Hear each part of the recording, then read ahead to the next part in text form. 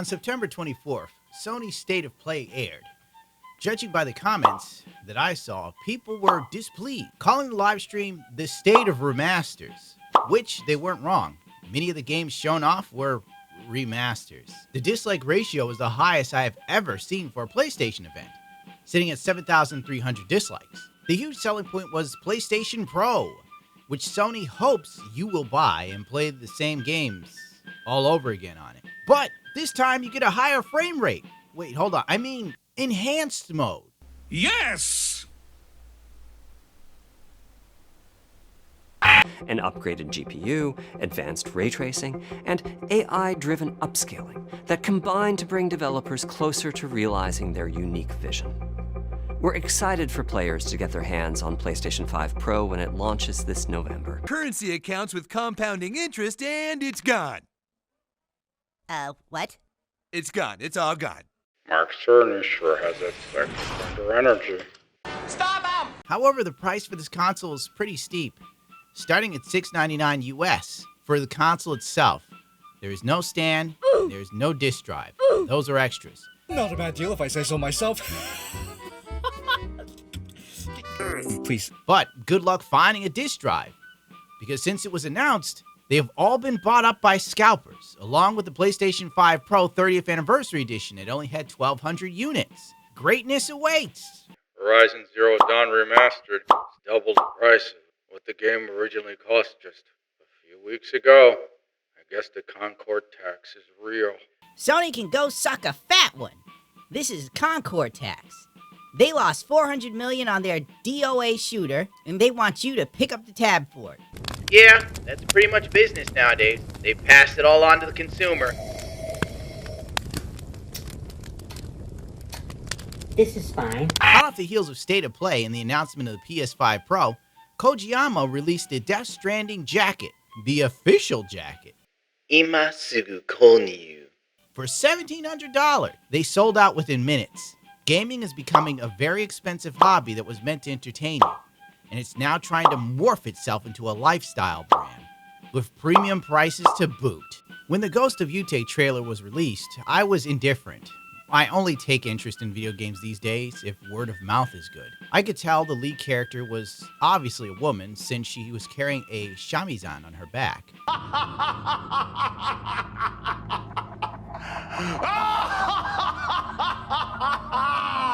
Girl power!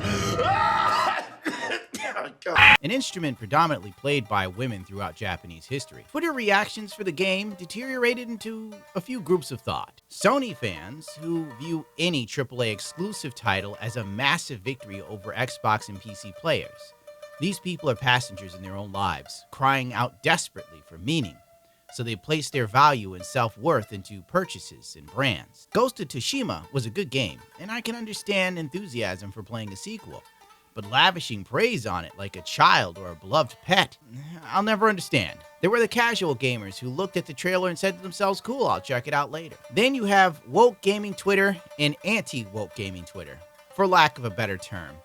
These two groups lock horns on the regular basis, and I tend to keep out and avoid it all. Now, if you have common sense or you don't default lean to the left on all subjects, woke gaming Twitter hates you, while anti-woke gaming Twitter is fine with you more often than not. That being said, I was tagged in a tweet being called a grifter who hated the Ghost of Yotei, and I was going to, and I quote, cry about it. At the time, I was talking to an attractive woman, and I couldn't care less than I do now. But curiosity, it always kills the content creating cat. So, here's what's going on. What the hell is going on?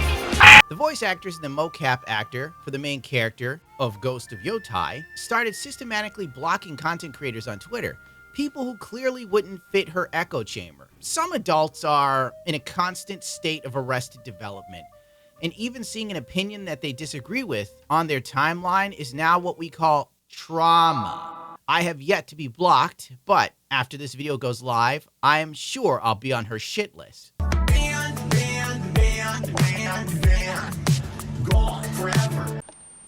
I didn't even know who she was. I never even interacted, bro. LOL, like, damn, I was actually gonna stick up for her for a bit, but apparently I'm blocked without ever tweeting even once to her. LOL. Kyle was blocked as well. Oh, this is in Spanish. Well, I'm blocked by Erica, the protagonist of Ghost of Tsushima 2. I think those responsible are Sweet Baby Inc. Obviously, I won't support the game, especially with attitudes like that. Sucker Punch, thanks, you clowns. Bro, enough time has passed. You were asking for it, LOL. Act normal and she won't block you. Dead emoji. TBH, it's rather funny because you weren't even toxic towards her. What's normal? You think anyone who has even the smallest criticism towards anything isn't acting normal? What kind of stand is that? If some random actress has blocked you on this site for seemingly no reason, there's a good chance you might just be a huge and that's why. The clear implication is that the people the actress is blocking are most likely, quote, annoyed by virtue of simply being blocked by her.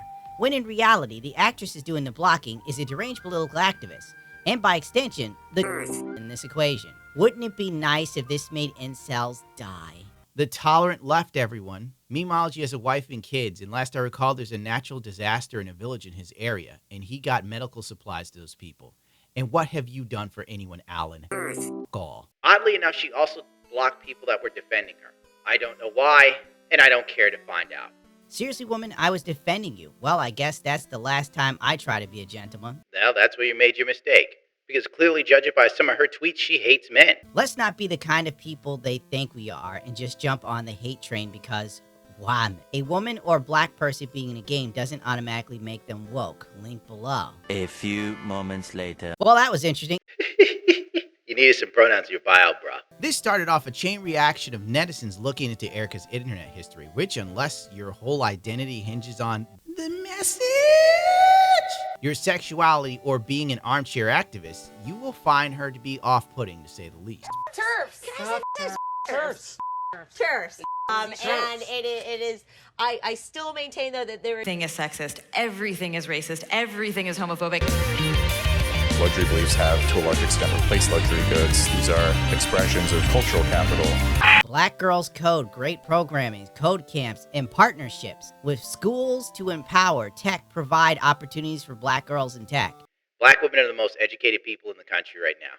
How much more help do they need? That's a genuine question. Real talk. Black Trans Collective that helps pay for rent and gender affirmation surgery in the black LGBT community. Oh boy. It's too early in the morning, sir! This is too early! Her posts are pretty far left-leaning. In fact, I'd say radical left. I used to love Harry Potter, went to every midnight release, cosplayed as even in an HP-themed improv group. Oh boy, it's a theater kid. Explains everything. Now I'm happy to instead support and be part of the fantasy narratives where all are welcome. Trans community, we deserve our own better magic. I will always fight for that. Then write it. Like, for God's sakes, write the book. You know why Harry Potter is popular? Because J.K. Rowling is a genius. Instead of virtue signaling online about the supposed story that she deserves, she instead wrote it in cafes on napkins in her spare time while looking for work and trying to take care of her daughter. Muting, but I wanted to reiterate the trans rights or human rights. I asked that instead of replying to negative comments to turn that effort towards positive action, donation, sharing, supporting. Let's keep going. There is this idea of virtuous victimhood, and this is sort of my putting my academic hat on, but there has been research on this indicating that people seem to believe that if someone has suffered in some way, if they are beleaguered, then therefore we assign some kind of license to them, some sort of special status or value, authority to them.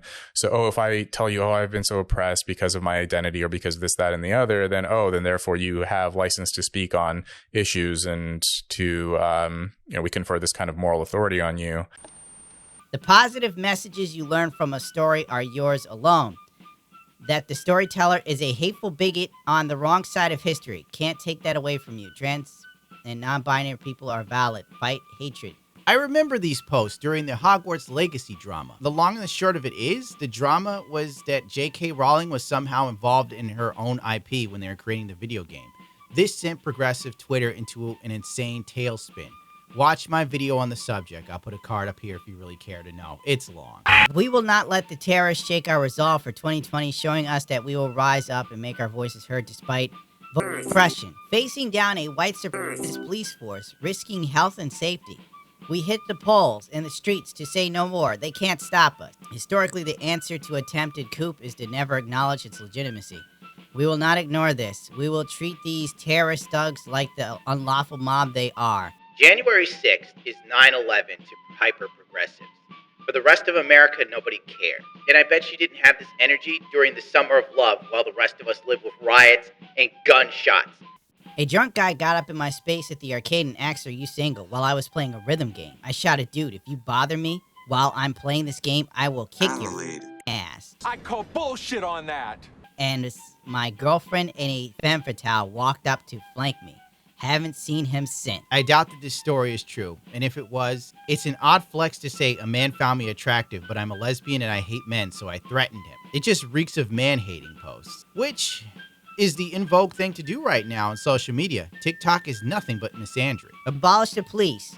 It is unconstitutional to allow this racist institution to terrorize the citizens they are sworn to protect. Abolish the police. And all this other dumb, insane crap that literally you only spout if you're absolutely brain rotten with political bull and have nothing else in your life.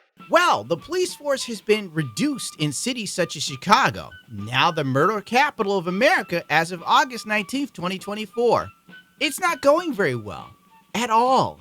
And as a New Yorker, let me tell you, it's a goddamn mess. Oh, here's another article. Portland officials says not to call 911 except in life or death emergencies as doses spike.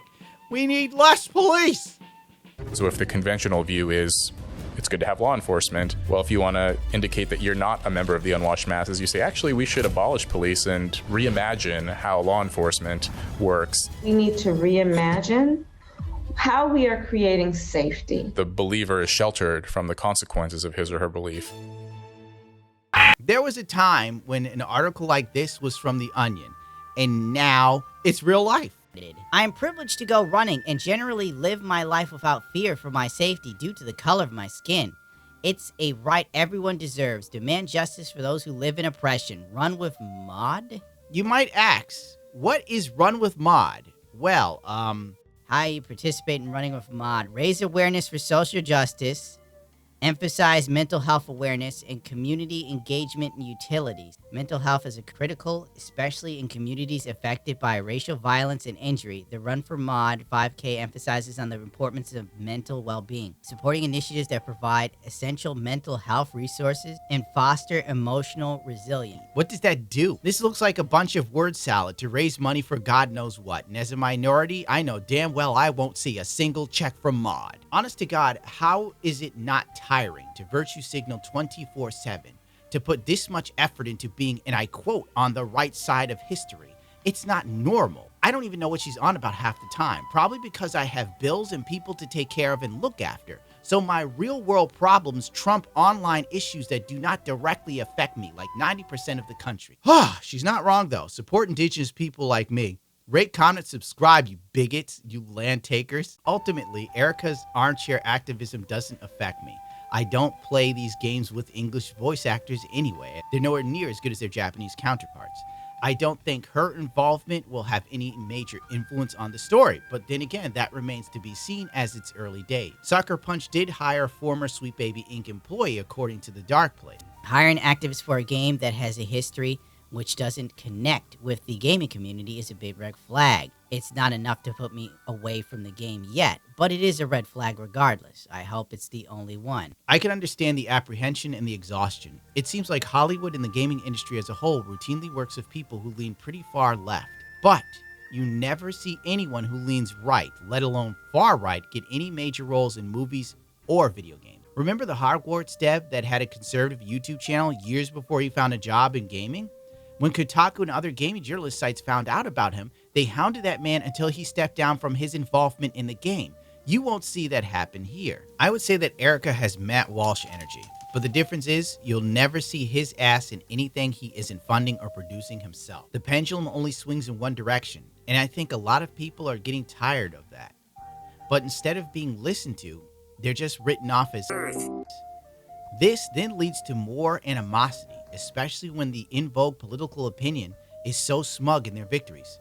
America is starting to mirror the Weimar Republic right before a certain painter came to power, and that scares me. I've seen some wild takes from anti-woke gaming crowd, while the progressive gaming crowd did victory laps calling everyone that had any criticism, no matter how small, a grifter. Sean Layden, the former Sony CEO, replied to a tweet by Mighty Keith.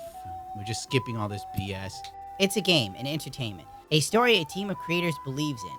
They want to make this. 2, it's a game. If you don't like it, don't buy it. In fact, why not make the game you want yourself? Pulling the Patrick Sutherland when people voice concerns over Battlefield 5 rewriting World War II history and putting women into the battleground combat. But let's keep in mind that he is no longer the CEO of Sony. And Twitter opinions are like assholes. Everyone's got one. You are now caught up for the most part. I didn't cover everything, like the voice actress getting $90K from a GoFundMe to fly to Japan and kiss women or something completely meaningless to the grand scheme of this story and my life. As time passes, gaming becomes more polarizing. And if you're just an average person, it's hard to ignore how every form of entertainment has somehow, in some way, have a political message, aspect, or participants that are more than willing to be absolutely annoying in their fervent beliefs. And frankly, I think when I speak for many of us when I say, I'm just tired. But hey, Space Marines 2 is a classic, good old-fashioned, fun video game, so give that a check out. Adios, muchachos.